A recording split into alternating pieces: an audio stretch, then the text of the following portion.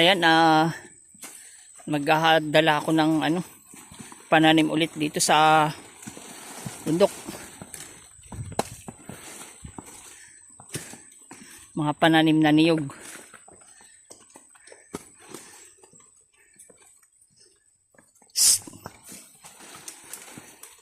Magtatanim ulit. Ano lang, para kung ano lang kayanin kong itanim kasi mag-isa lang ako ngayon.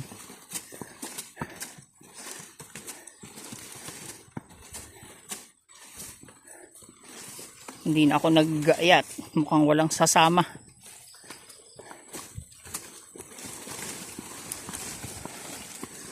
Yan, so, adalhin natin yan dun at itatanim.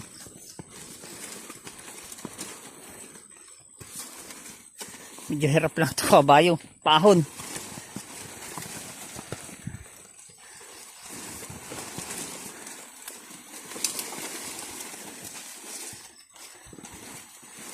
Paahon.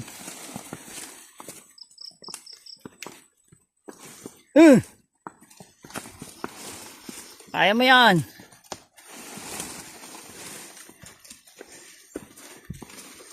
Magaan naman yan. So yan ang gamit namin sa paghahakot. Merong dalawang bangkil sa tigabilang side ng kabayo.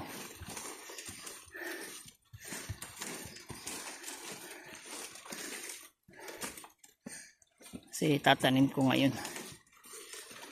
Tapos na ako doon sa duty ko malapit sa bahay sa pagtatabas. Kaya magtanim naman. Bukas ay parang magkakawit naman yata kami ng nyug.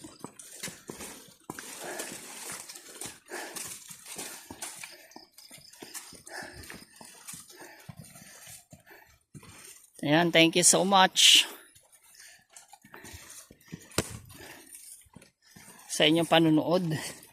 Puro ng kabayo itong nakikita nyo. Likuran. Nakaharap naman ako.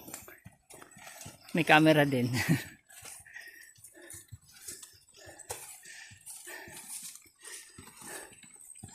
Pawisan agad.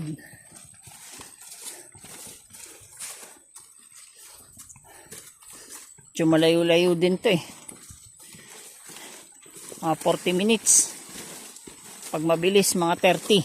Mabilis kang maglakad. Pero ako mabagal. Kasi hingalin.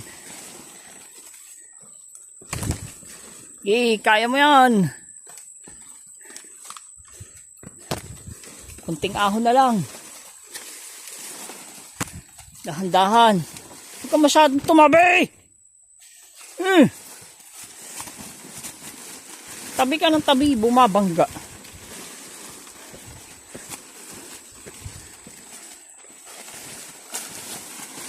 O, diba? Kulit mo eh.